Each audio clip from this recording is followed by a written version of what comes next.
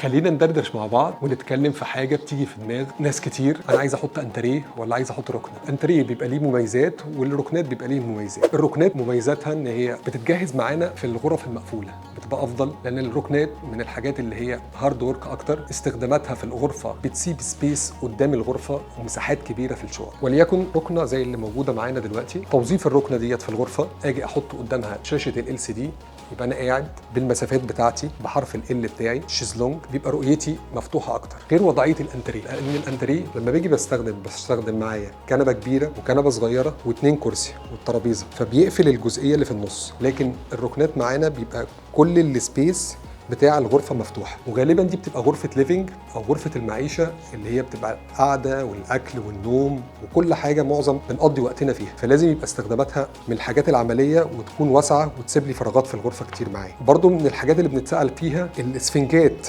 بتاعه الركنه، بالذات لما بتكون الركنه تيجي تفتح معانا سرير، الاسفنجات بتاعتها معظم العملاء محتاجين حاجات في السوفت، حاجات طريه معانا. فاحنا بنعمل بالانس او بنعمل معادله في فكره ان انا اختار الركنه بتاعتي فيها سرير وفيها صحاره بنفس الكيفيه دي.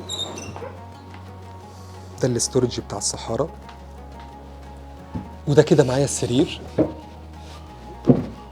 فكرة السرير معانا بتكون مريحة جدا في استخداماتها. فكرة ان انا الجزء اللي في النص باجي بشيله برضه، باجي بحطه في الجزئية ديت، ده كله بيضم مع بعض، بيبقى السرير كبير بياخد عدد افراد كبير معانا. فكرة الركنات زي ما احنا اتفقنا ان لازم اهم حاجة ما دام احنا بنتكلم في الغرفة ديت ان الغرفة تكون مريحة، القعدة بتاعتي تكون مريحة، فاحنا ملتزمين جدا بفكرة الاسفنج بتاعي يكون طري او يكون مريح جدا في القعدة معايا.